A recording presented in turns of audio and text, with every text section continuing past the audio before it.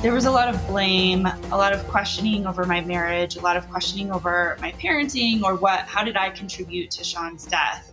And social media was used a little bit in this to try and demonstrate that I must have either had something to do with his death and I'm pretty open. I mean, the note is now off of social media, but Sean did post his note on Facebook, which of course started a whole big hustle and bustle of people trying to find me and find him.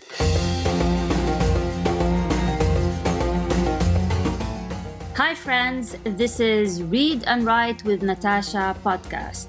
My name is Natasha Tynes and I'm an author and a journalist. In this channel, I talk about the writing life, review books, and interview authors. Hope you enjoy the journey.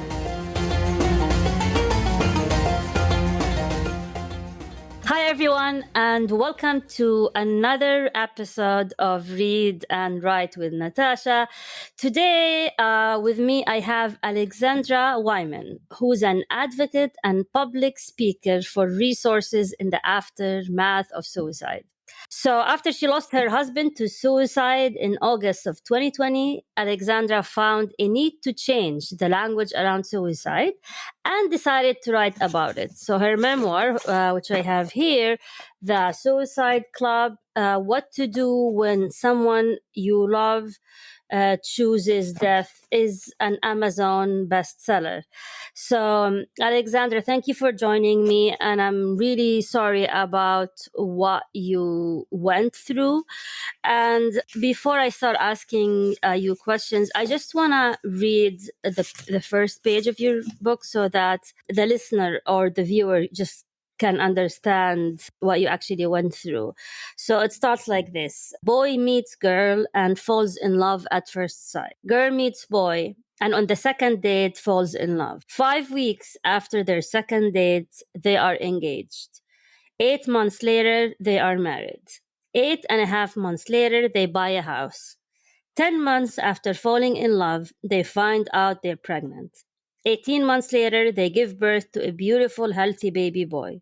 32 months after they first met, boy drives up to the mountains in Colorado with his handgun and never returns home. So, Alexandra, really sorry again about what you went through and the loss of your husband and the love of your life. And so if you can just tell us, why did you decide to share your story in a book, and what was the journey that led you to that? Well, first, Natasha, thank you so much for having me today. And I'm just so excited for our conversation.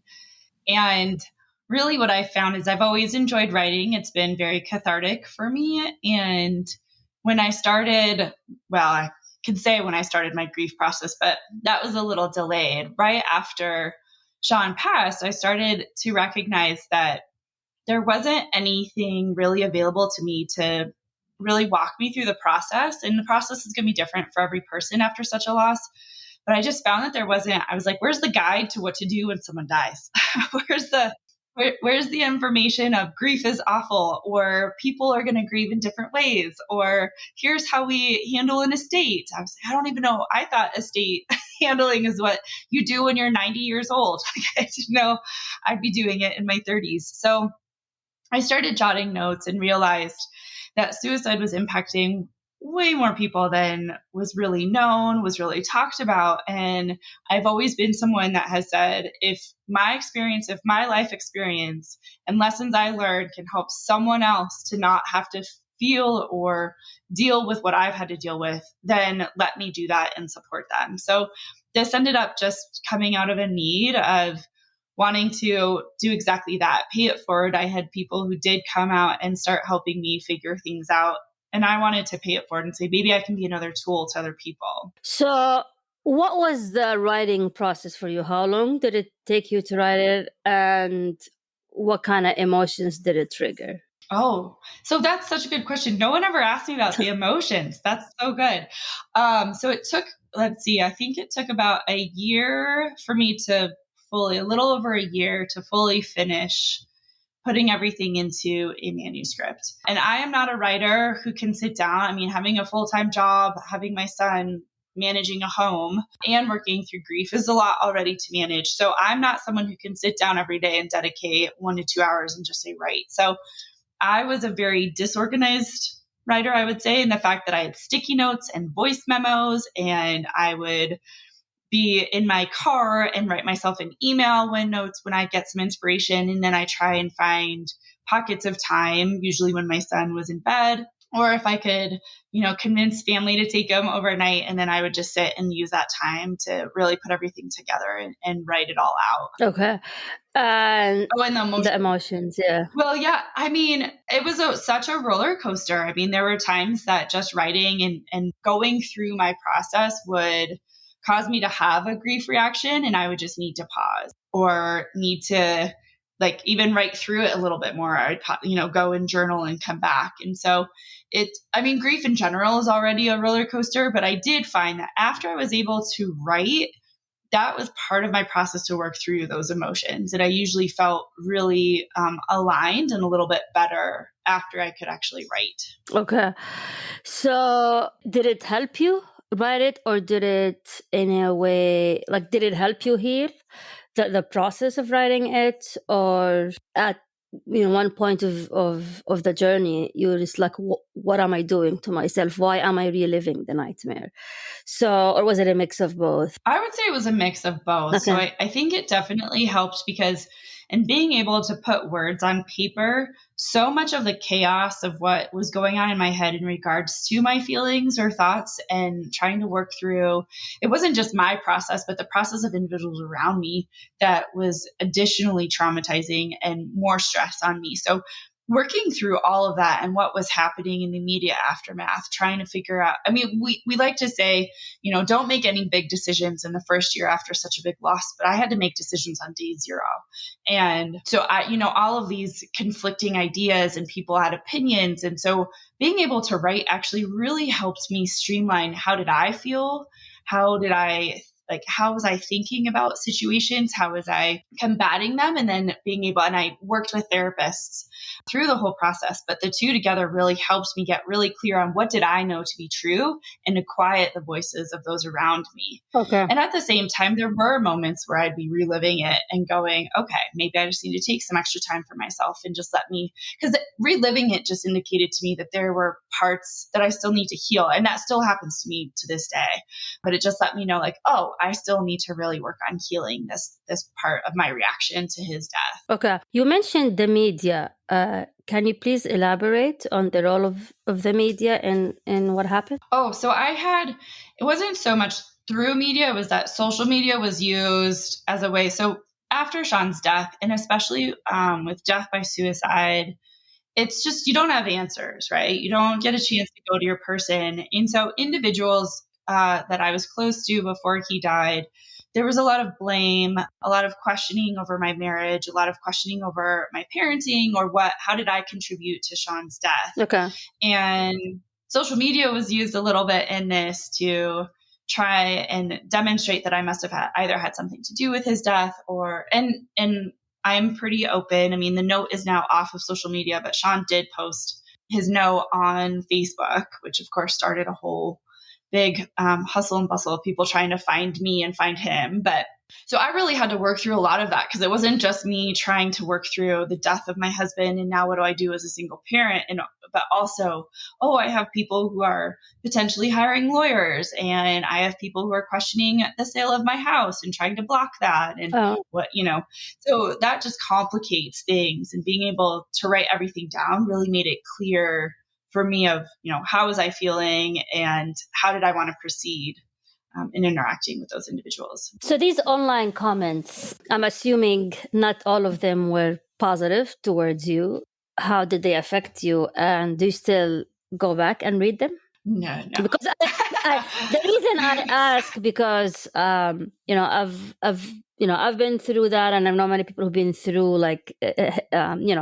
hate campaigns or negative feedback, and sometimes it becomes like a scab that you keep itching and you keep going back at it. For some reason, you're still drawn to see what people said about you, and you want to track these people, who are these people, or something like that. Mm-hmm. So I'm just curious how you dealt with the negative social media campaign, because unfortunately what's happening is they become the jurors and the jury and the executioners, and they're the ones who cast the stone. So how did you deal with that? I'll be honest, it took me a long time to actually even deal with it or set any boundaries. And then I honestly just had to start blocking people. And I'll say when people couldn't, and these were close friends and family, and when they couldn't get access to me, they started trying to go through my own family. And that became a thing. And so I just started blocking people. Okay. And I understand it's hard because you want to know what people are saying. Yeah. And I would get so sucked into it and start questioning myself. And then I thought, what good is this doing for me? Like, I can recognize and understand that this is going to happen, but what good is it going to do for me to actually read what people are saying, or how their, memorials were being set up that where I wasn't invited? There were all these things that were happening, and it was so triggering for me that I just couldn't continue with that. And I guess I kind of did like the, ostrich head in the sand kind of thing for a while. Yeah. I just said, this is going to be better for me. So what was in the note that made, in Sean's note, that made people question you or question your motives or blame you? Yeah, I don't know that there was anything. I think it was just, he had been married before he married me. And I think a big part of what people were saying is, well, he didn't do this before he met you, but he met you and got married to you, and then he did this.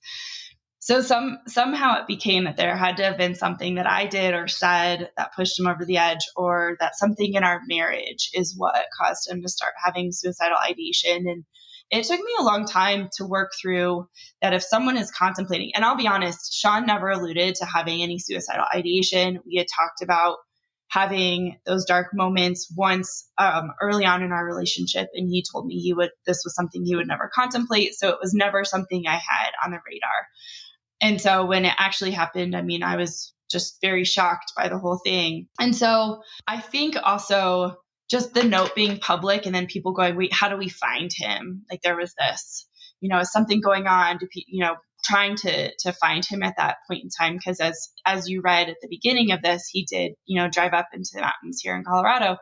And so I think it just starts this kind of this frenzy of trying to save someone, which is exactly what was happening for me. But then when you don't have any answers from the person, and a life ends so tragically, the wife tends to be the first person that people are going to look to and say, what'd you do? What'd you say to him? What'd you do? And it did take me a long time to kind of quiet that a little bit and get really solid and grounded in what I knew about the relationship he and I had. Would you be willing to share what the note said for anyone who's listening or watching? Yeah, I'll be honest, I don't have access to the actual note. I do have it somewhere. Essentially, one of the things that he wrote was just that there was so much division, and he was hoping that people would come to a sense of unity, and that was important to him, and that he had his own demons that he just couldn't fight and heal before coming to that decision. And he did have, there was a direct blurb to me that I do keep private. But okay. I'll say for the most part, the sense and the division that happened after he passed, there were individuals who would quote the sense and idea of unity, and they would use that and say, well, you're not here for unity if you're not following what we're asking or what we want from you. And I was like, well, that doesn't make sense either. But so that's kind of where some of that division came up. So he passed away in August 2020. Do you think the pandemic had anything to do with this? I do. I think, and again, all of this is hypothesis because I'm not in his head. I wasn't in his head. I wasn't there. But thinking and reflecting, I think the stress of the pandemic, he was a mechanic working on high-end European cars. So because his shop stayed open and he was a supervisor at his shop, he was considered an essential employee. So he had to carry one of those papers that said that he could be on the road. It was so crazy to think about and go back to then. There was stress around the pandemic, even just within our own families. There was stress in his family, stress in my family. Our son was just over 1, and having a kid and trying to manage all of that in there, I think essentially what I think happens is that stress just compounds and compounds and compounds. And without having really healthy coping skills or ways to work through that stress or work through what life hands us, it can lead someone to think that the only way to end that emotional and mental pain, because I don't think it's just mental, I definitely think there's a large emotional component to this, that could get them to a point where they think the only choice they have to end that internal pain is to end their life. And I certainly don't agree with any of that, but I can also understand how, that was a big thing, was trying to find what coping or what strategies could Sean use to manage some of his stress. I'm curious about the title of the book, The Suicide Club. Why did you use club? In what way, like, people might find this as if you want people to join the club in some sense. Yeah. Like, it kind of puts a positive spin around it. I mean, that's not my opinion, but I'm just saying some might look at it and say, so why did you choose the word club, which is kind of a positive connotation? Yeah. Immediately, so I'll say within 3 weeks after Sean died, I got a phone call asking if I would be able to talk to someone who just lost her husband to suicide. The day that he died, I was put in touch with a woman who lost her husband to suicide. And there were various titles, and this is the one we landed on. And the reason being is that more people than we know have had loss by suicide. And I do understand. That's why I usually recommend, read what comes after the colon, or read the back of the book. Yeah.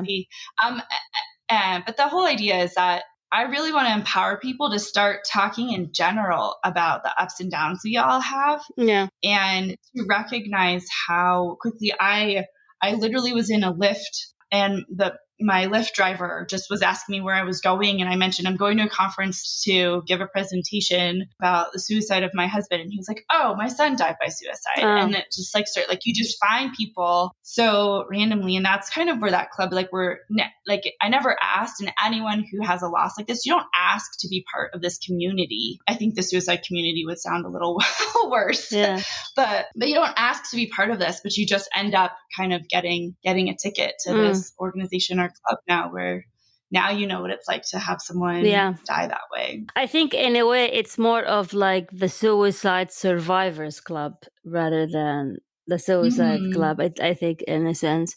Yeah. So, okay. So let's talk about the feedback. So you published the book.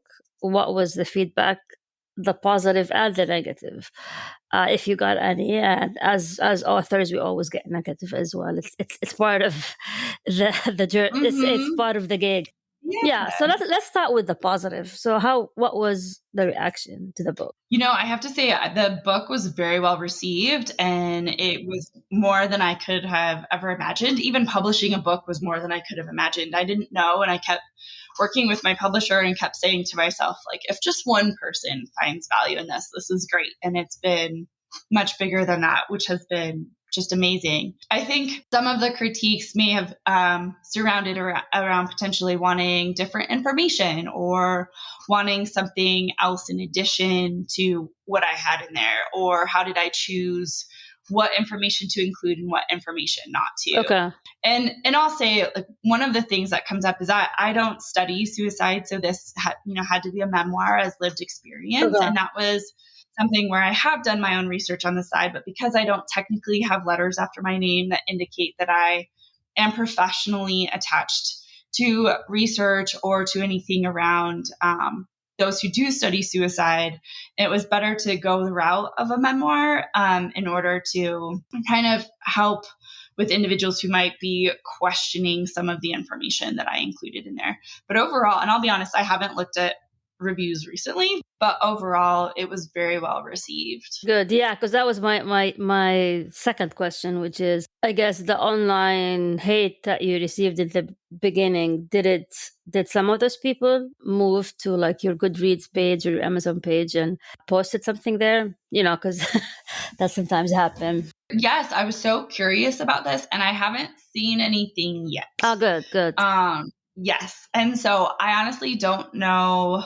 I think for the individuals who were initially very upset and who were kind of challenging or making legal threats. I'm not sure they even know that the book has published, or if they do know, I think that, we've kind of just written each other off and said, hope your life goes well, which I absolutely hope for these individuals that everything goes well for them. But I think that's kind of where it went to. Okay. So I want to now talk about the publishing journey. So this is your first book, correct? And so this was published by, let me see, Houndstooth Press. So how did you find the publishers, and did you have an agent? How did, I want to hear a bit about you, or was it self-published? How was the journey? The publishing journey. Yes. And it's so complicated, or maybe it's not supposed to be that complicated, but I feel like it's so complicated. But for me, I ended up going with a boutique, I guess it's considered a boutique publishing house that essentially helps individuals self-publish. Okay. And so they help with the editing, they help with copy art, they help with all of that. And then were able to help me self-publish. And that's through Scribe Media. And I initially wasn't sure how to even start a process. I was looking at things about finding a literary agent. How do you find a publisher? And from what I was finding is that individuals who went that route, it's great, but to send out your manuscripts, you have to send it out so much. You have to curate every letter specifically for where you're sending it. And it just, that in and of itself just overwhelmed me. And I thought, oh my gosh, I don't even know where I would start with this. Yeah. So I ended up working with Scribe Media, and it worked really well for me. And I say, when it comes to the publishing process, I mean, they were able to really help with that editing process. They really helped push me as a writer, which was good too.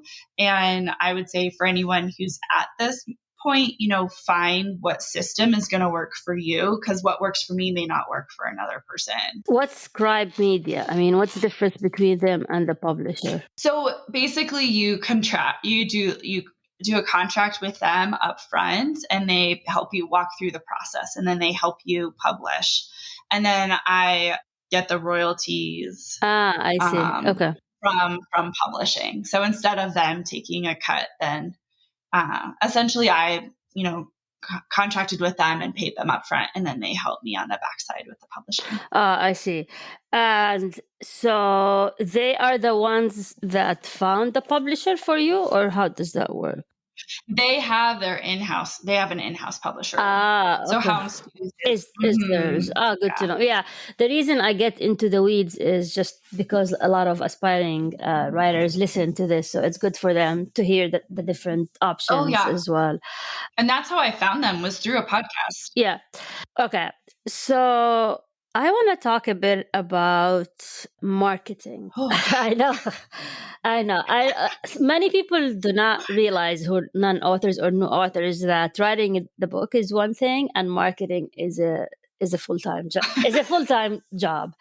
Yes. And I just want to know, what have you been doing to market it? And what worked and what didn't work? So I outsource a lot of my marketing. It's the one thing I consistently tell people, like, I don't know how to market this.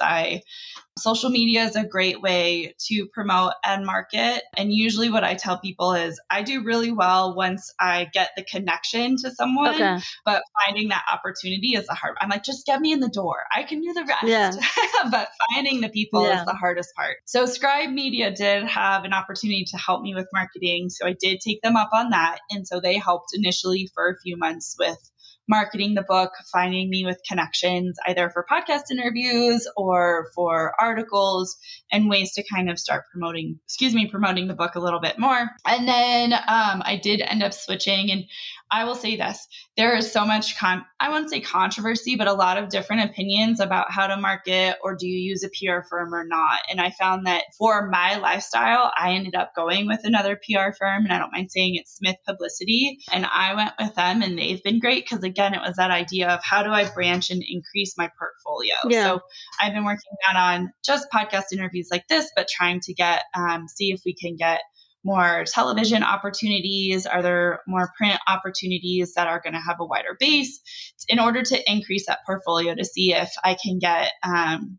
access to people who have a larger audience? And essentially, just for the listeners, I mean, my goal is not, obviously there can be like some financial gain from this, but really my point is, how can I get my message out to really start to empower people to have more discussions and feel more vulnerable and open to being able to talk about how everybody has something that life hands them. Everybody does. Like, I don't know anyone who said like, oh, my life has been perfect. There's never anything that's impacted me. So being able to get more access to bigger audiences is my hope, to start to have more of those difficult conversations. Yeah. So when it comes to social media, what did you use and what worked? I'm still learning this. So I'm on LinkedIn, I do Instagram, and I honestly connect my Instagram to my Facebook. That's an easy thing. And it's really just those three that I would say I use the most. I tried to dabble in TikTok a little bit. I do have my own podcast called The Widows Club. So I'm working on being able to start putting my videos up on my YouTube channel. So that's available.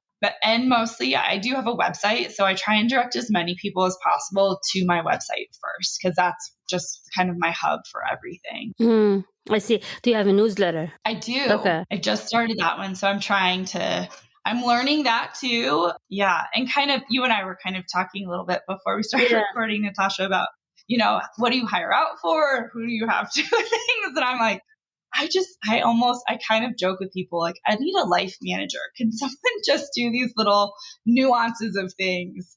I can be really creative and have the ideas, but when it comes to the nitty gritty of like how to design a newsletter, or what to put in it, or how often, or what social media, that's where I tend to get overwhelmed. And many creators and writers hire virtual assistants, and that's that's something you can consider as well. So where do you think you got your most success in terms of selling the book? Was it podcasts? Was it? And if you look at your book reports, if you have access to them, where do you think people are finding out about your book? I think it's a combination. I do think the podcasts really help. And then honestly, I didn't think this was going to be a big thing, but on Amazon, they can do their own campaign. So I actually did Amazon ads, and that just shows how often they're putting a banner with the book, or if someone types in, I mean, I can lay it out and say, here are keywords where if someone is searching something, this is how often my book will pop up, depending on what those keywords are. Okay. And you can change it and cater it. So I did a lot with the Amazon ad. Well, I'm much better if I can get something running in the background. Okay. But I would say mostly like through podcasts, and then, podcasts that lead to social media posts, and then the Amazon ads. Interesting. Okay. So now, in your bio says that now you're an advocate for, suicide prevention and surviving and being a survivor. So can you tell us a bit about your advocacy work and, how is that impacting your life? So you still have that, and you're raising your 4-year-old, and you have a full-time job, correct? It's a lot. Yeah. It's a lot. Yeah.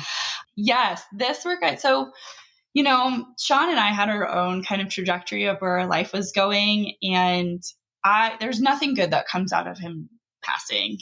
But from the beginning, I've said, maybe there can be something good that comes out of my experience in this journey. And I didn't, I tell people, I didn't ask for this, but I'm going to try and make the most out of it. And so right now, I mean, I'll say at the time of this recording, when you and I are chatting, like I'm about to head out to Europe to go to the International Association for Suicide Prevention, their 2023 Congress in Slovenia to present. And I'm like really excited about this. And essentially a big part of the advocacy is, how do we get prevention to start earlier? Okay. There are some great things when we know in the moment. For instance, I knew Sean that this was something that was coming up for Sean in the moment. And then you're just reacting. You're just, it's like grasping at straws. How do I get to you? How do I pick up your phone? And it's frenzied, as I had mentioned. And that can be like call 988, call, get you to the hospital. What do we need? And in my opinion, I think prevention can start way earlier, just in how do we become more connected as people? How do we stop feeling so much division? How do we start to relate to people more, knowing that we don't have to think the same way, we don't have to live the same way, but we can still be connected. And having that connection and having even starting with children, how can they cope with this myriad of emotions we have that it's like, oh, it feels so overwhelming. So that's part of the advocacy that I am working on, in this idea of we need to heal our past to heal our present, and really start to find tools and ways that people can spend more time trying to heal from past experiences and recognize any of those messages we get as kids that impact us as adults that maybe don't serve us. And that's really where a lot of my public speaking and advocacy work is coming in. How do we, still continue with this hope and help when people are in the immediacy? But how do we just shift culturally so that we have more connection and feel that we can actually share what is happening for us in our lives? So how did you get the invite to speak at the conference? Did they find about you on social media, or how did that work? No, I had to apply for that one. Okay. So I'm not yet at the level of invites. I'm hoping that's coming down around the corner. But as of right now, I've mostly been applying to conferences. I spoke at one for childhood grief. Okay. I spoke at one for the military behavioral science, their conference that was in Austin, Texas. So Okay. I'm hoping that, again, this is more portfolio building to kind of gain a little bit more clout in that area, so that as I'm still gaining momentum, that I can potentially start to be invited to speak. What were some of the, let's say, testimonials that you got, like success stories, or someone who heard you talk and affected them or read your book? Anything you can share with us? I'd say one of the first ones that came early on that I was surprised was a friend of mine was relaying that her boyfriend had experienced a loss by suicide, but just had never talked about it. And by reading my book, he felt comfortable even just sharing with his girlfriend how that experience impacted him. That one I hold on to so much just because it was one of the first ones. Because when you're publishing, and I don't know if you went through this, it is a very insecure time. And I don't know how many times I said, I'm not doing this. I'm not doing this. I'm pulling the plug. I'm not doing this. And I had to have people along the way who were like, keep going. Don't you stop. Yeah. So to hear that someone had actually found value was really amazing. I have been reached out to by a few people who have said that my story looks like their story, and being able to hear or read that someone else has gone through something, because it can be very isolating. Grief in general can be very isolating, has really helped. There's 3 women in particular I'm thinking of who have all found ways to just keep moving forward after finding out that others like me have experienced the same thing. And there's just something about that in and of itself kind of creates unity of finding that there's someone else who went through what you're going through, and that you don't have to feel so isolated. So what does the future hold for you? What are your future plans when it comes to publishing or advocacy? Or So really my goal would be to make the public speaking, or to have more opportunities like this, or like speaking with you in the future, and have that be kind of the main thing, and be able to pull back from my current full-time job. As far as writing, I do have some ideas for kind of almost like the level 2, or like the sequel to the original memoir, of even more lessons I've learned after getting through the first couple years after Sean died. I will say, when I decided I was a little bit more open to potentially dating, I started looking up for widowed single moms with really small children and dating, and there just isn't much out there. So I'm not successfully dating at the moment, and just taking some time to really be with my son during this time. But I have gone on dates and just kind of dabbled a little bit. And I think that might be something that I include in the next chapter of my life. Yeah. How do men usually react when they find out, your backstory? Does is it? Yeah. Just I curious. think it's intimidating. Yeah. It's like very intimidating. Okay. Because not only, I mean, it's complicated because not only am I like a widowed single mom, but then my husband was a veteran. And so that just adds a layer. And I have met some gentlemen who are veterans as well. And it's just like, you know, you just see the facial expression kind of shift, and it's like, oh, there it goes again, you know. So it is a little intimidating. That would be a good book as well to write, the dating scene for. But yeah, I'm curious if I should try and just kind of experiment and make it like a funnier book, you know, just something, you know, just me trying to go on dates. yeah, To see if yeah. I mean, yeah. Or if you don't want to, like, you know, open a Pandora's box, maybe turn it into a fiction. Just make it I have thought of that too. Yeah. So if anyone criticizes, just like, oh, it's just fiction, you know. I mean, I just made this up. But, yeah. Don't look at my online profiles, but it's pure fiction. Yeah. But yeah, so Alex, it's been wonderful, and thank you for taking the time to chat with me and tell us about, you know, the tragedy that you went through, and sorry again about what you went through. Any final thoughts? And if you can just tell us where we can find your book and how we can reach you. Absolutely. So for any of the listeners who have dealt with loss or grief, I just first of all want to say you can do it. You can do it. You can get through it. You can keep working. It's a lifelong journey, and but you absolutely can work through it.